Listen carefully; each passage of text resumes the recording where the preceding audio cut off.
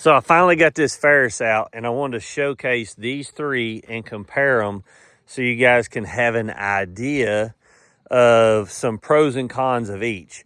Now, these two are suspension platform mowers. So the suspension works by the platform that is suspended by this shock here, which lets this whole platform kind of float up and down. And this is the same way. This is a Hustler X-Ride, and this is a Scag Cheetah 2 Black Ops Edition, or Blackout Edition. And then this is a Ferris ISX 3300. And I have not been this excited to test a mower in a while. And I'm just going to tell you guys, this thing rides insanely good. Like, it gives you a confidence that is just, it's wild. But I'll go further into that in a little bit. All of these have a 60 or 61 inch cut. The Ferris is a 60 inch, the Scag is a 61, and the Hustler is a 60. As far as the parking brake, the Hustler is in the handlebar. So when you're getting on and off the mower, it's in the handlebars. You just kick the handlebars out and in. You don't have to worry about pulling a brake or anything like that. It's automatic. On the Scag, you've got the foot brake, which is handy for a lot of scenarios. Like if you're pulling up to somewhere, you never have to move your hands or anything like that. You can just put your foot on the brake and then you can pull it here. But you do have to release all this to stop the mower or to get off or anything like that. Whereas the Hustler, you just throw the arms out and you're done. On this, you've got a pull-on parking brake here that pulls backwards and forwards to kick it on and off. The Ferris and the Hustler are running 26-inch tires, and the Scag Cheetah is running 24-inch tires. The 26-inch tires ride better than the 24. It's just inevitable. There's nothing that is going to make it any better. The two things that the Ferris and the Hustler share is both of them have pneumatic tires in the front. So they've got air where you can put in the front, where the Scag is a non-airable tire. For commercial people, that's what you're going to want. For a homeowner, you're going to want the air tires. It makes the machines ride a ton better. The tire is the first thing to take impact. So when you're using these mowers, if you took a pneumatic tire and you took a hard tire, you would automatically notice that the pneumatic rode better than the foam-filled tire. Now, all of these have adjustments on the shocks. So on the Ferris, you've got your shocks in the front that have these little movements here. So you can shift this around to stiffen or soften your ride. And on the back, you have the same thing. Now, this is the only true suspension mower. All the rest of them are either a platform or shocks on the seat. So when I tell you, I wish in video that I could just show you, but this thing, it is so smooth across the top of the ground and so planted that it just floats across the ground. It is the smoothest mower I have ever had on site. It is insanely smooth. Like, I cannot praise it enough how smooth it is. There is some downfalls to this mower that really hurt it, and we'll go over that in a little bit. On the Scag, to change the suspension, you've got this here that you can go, from soft down to firm in that position there. And then also on the shock below the seat, you can tune the shock at the bottom and change the little spring, how the preload is on the spring. The Hustler is the same way, so you can raise the seat. You've got 5 different positions on the Hustler, how you can move it up and down. And then you've got the same thing. Actually, on that shock, it doesn't have the adjustable coil part, so you just have the adjustability here. The Hustler is the second smoothest out of these. That's because it has aired tires in the front and 26-inch tires in the rear. This is the least smoothest. This is still a smooth mower to an extent, but it's the least smoothest out of these three. Now, on these motors, this has a new FX 820V Evo 34.5 horse Kawasaki motor. To be as little a motor as this thing holds its RPM extremely well. On this, it has a 38.5 Kohler EFI. And then on this, it has the new 40 horse Vanguard Briggs & Stratton. Not only does this mower have electronic fuel injection, but it has electronic throttle. And everybody says that the governor on this doesn't droop as badly as a cabled machine. Now, this also has oil guard. So your oil changes are at 500 hours and you do not have to do a break-in change. Whereas on this mower and that mower, you're going to have to do your first oil change at 25 to 50 hours and then either 100 to 200 hours after that, depending on if you're running synthetic or regular oil. If you're running regular oil, you need to change your oil more often. And if you're running synthetic, you can go a little bit longer. But I would just change it at whatever interval it tells you to, just because these are small air-cooled mowers. And if you're running them commercially, it's going to be harder on that oil. Now, as far as speed on top end, this will run about 13 mile per hour. This will run 12. This is the only one that has a 2-speed transmission. All of these run a ZT5400 transaxle, so they all have the same hydraulic units that are powering the tires on the mowers.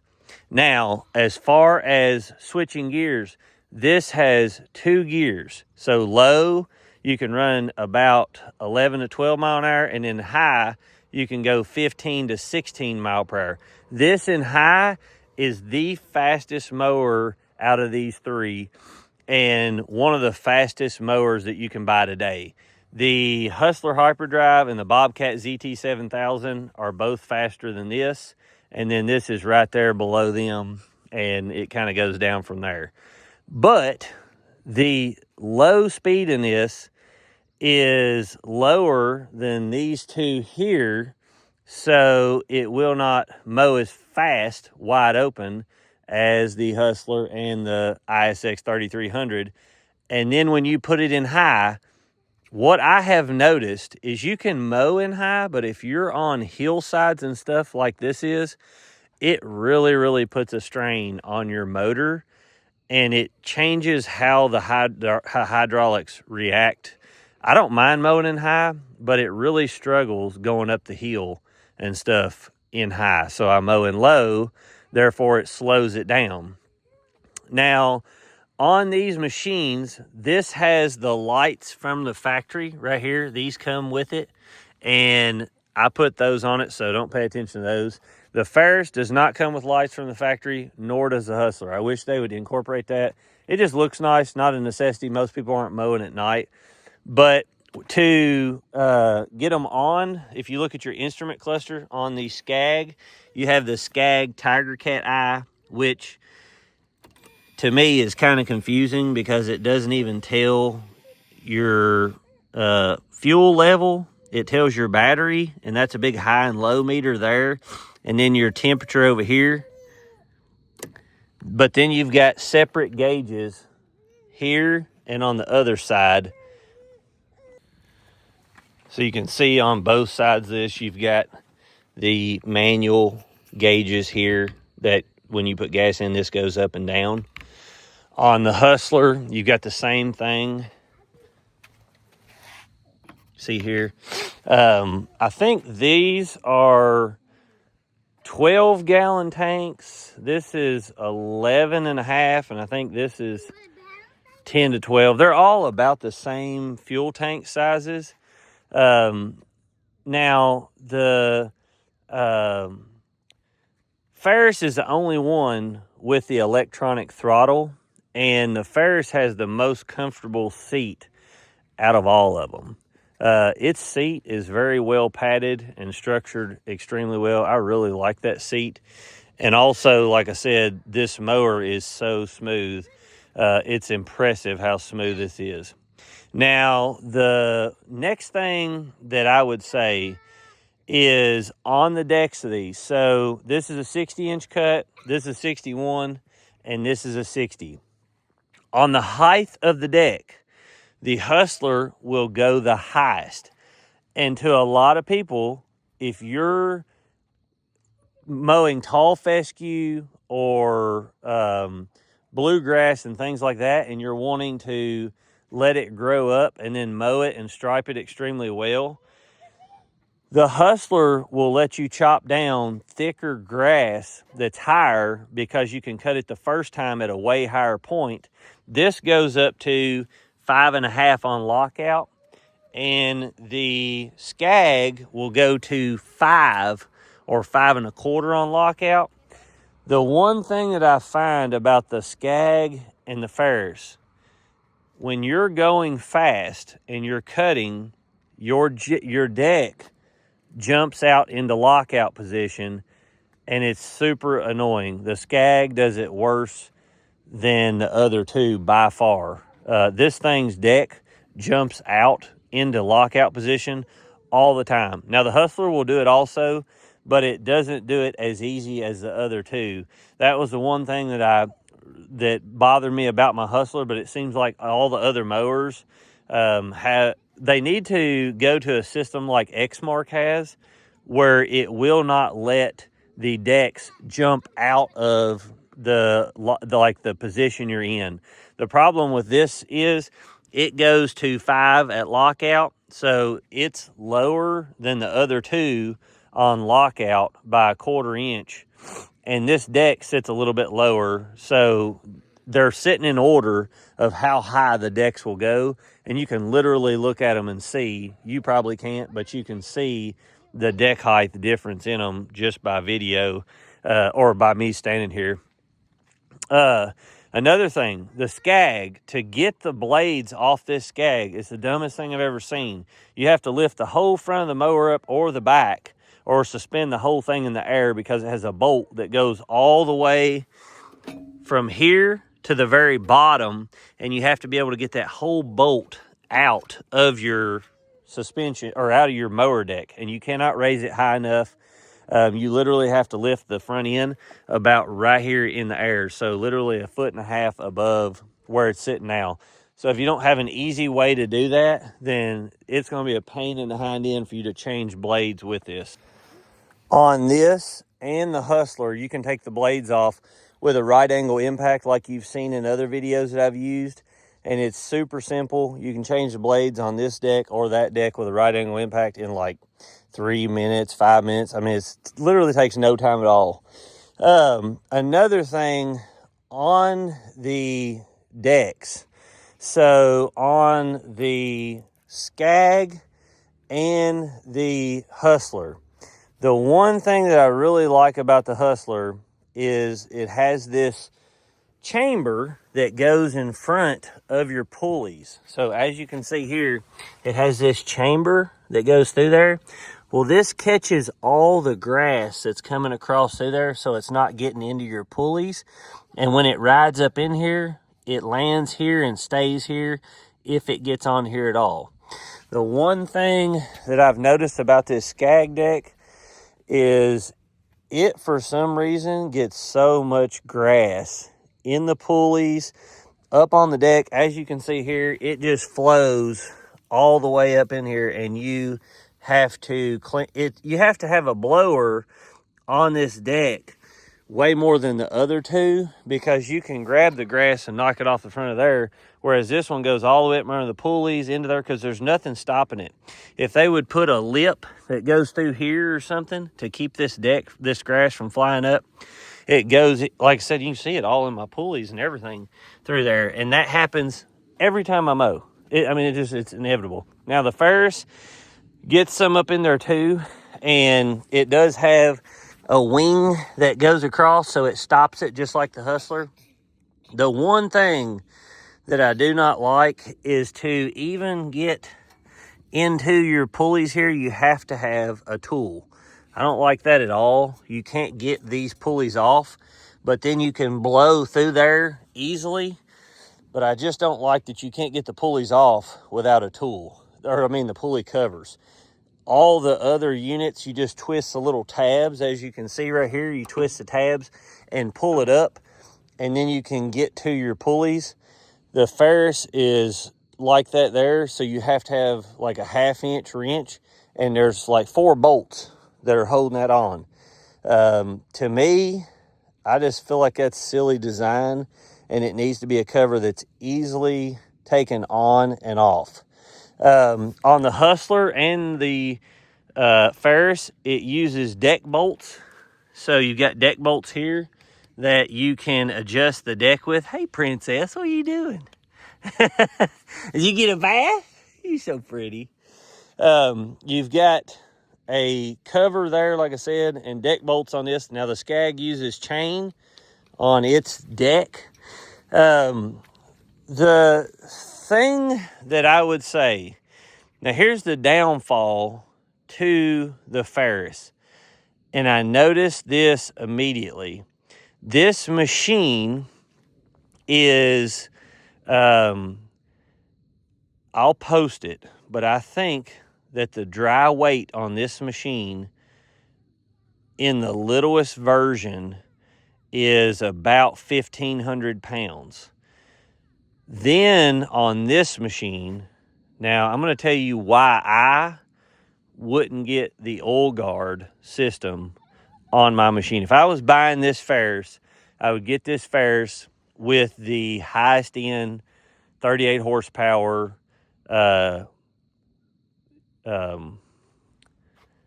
Kawasaki motor on it. The reason being is because this mower is extremely heavy. And one of the things that I noticed that I didn't see, and I've mowed with all 3 of these quite a bit, these 2 here are light enough that they don't tear up the ground, or at least that's what it seemed like to me. And I know both of these, without the oil guard and stuff, are about 200 to 300 pounds lighter than this Ferris. And I noticed that if you get in an area with this Ferris and you go to turn around and it's loose grass or anything, it tears the grass pretty easy in comparison to the other 2. And I've mowed all this hillside and stuff with these 3 and tested it on the hills and stuff.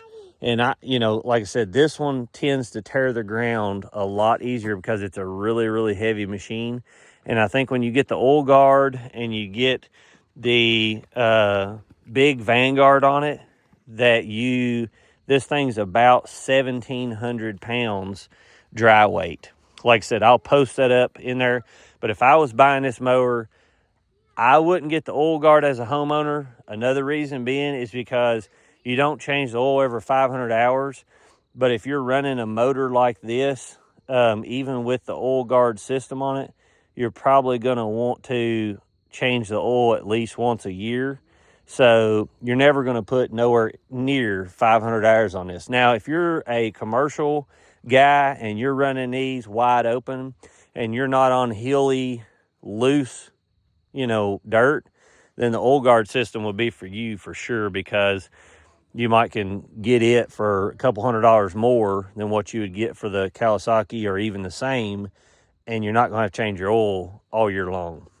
That would be huge for a commercial guy. And you can get that motor on about any of these mowers, so it's not necessarily to these. But someone that's doing hills and stuff, I would stay away from the oil guard system because it's going to add a lot of weight to your machine. But it's just one of those things that's nice as a commercial guy to have. Now, on the Ferris, to get into the pulleys, you can take this off. This is a 3-belt system, so you've got 2 one on each side, and then one that goes back to the hydraulics. On the Scag, You hurt your foot. Oh, honey, you okay? On the Scag, you've got 3 belts. You've got one on each side and then one that goes to the back.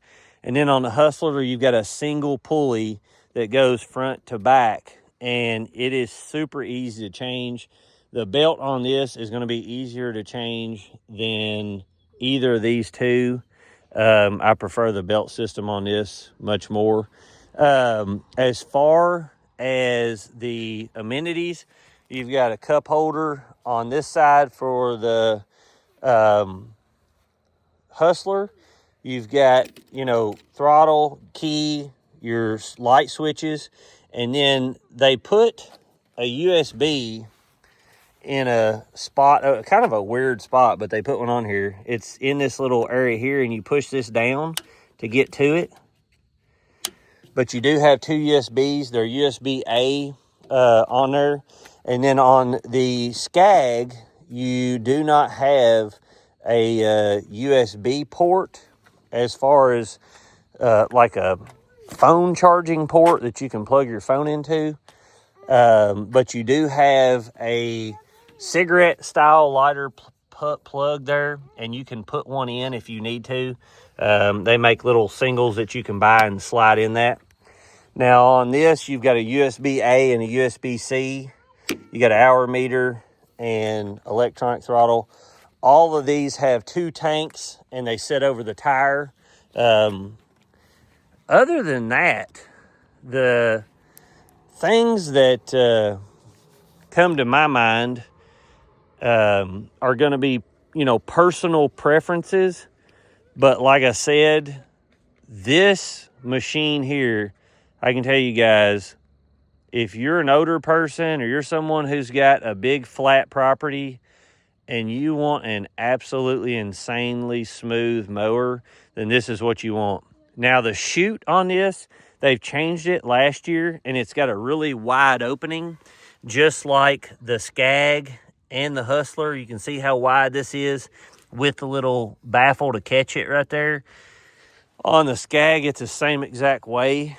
You can see it's real wide, and it has this here, and I think they literally mimicked it off the Scag. The Scag is maybe a 1/2 inch wider, but they look identical from here. And then the Hustler has a pretty wide chute too, but it's not as wide, and it's set up totally different than the other two. Hustler runs a 3-inch wide blade on their machine, so you can see here how wide this blade is. These over here run a 2.5 inch, so it's a lot narrower blade that's on these. You can see that. Other than that, guys, I've probably forgot something, but that is the main rundown on these and the differences in the 3. If you've got any questions, let me know. If there's anything you want to see, I'm going to be doing more testing on these throughout the week. Try to get the video up throughout the weekend or Monday or Tuesday of all of these doing a face-off. We're going to do a cut test and a bunch of other things and see how they do against each other.